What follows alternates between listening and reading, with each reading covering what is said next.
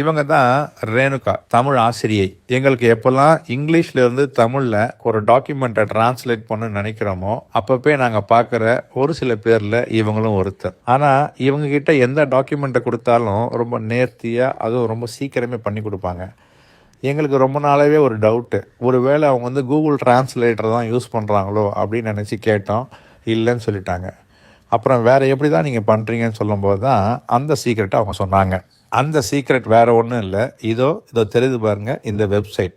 இந்த வெப்சைட்டை மொபைல்லையும் பார்க்கலாம், அதே நேரத்தில் டெஸ்க்டாப் கம்ப்யூட்டரும் நீங்கள் ஆக்சஸ் பண்ணலாம்.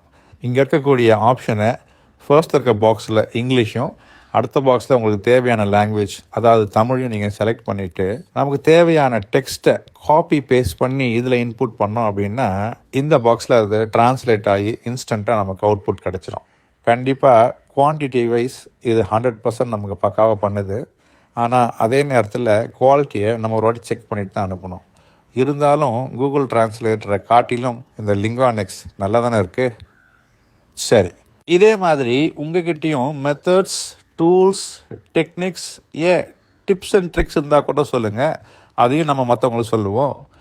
இதுக்கு நீங்கள் பண்ண வேண்டியதுலாம் இதோ என்னோட பயோ மற்றும் டிஸ்கிரிப்ஷன் இருக்கக்கூடிய அந்த கூகுள் ஃபார்மை ஃபில்அப் பண்ணி சப்மிட் பண்ணுங்கள். உங்களை பற்றி நான் சொல்லணுன்னா வேறு யார் சொல்ல போகிறா?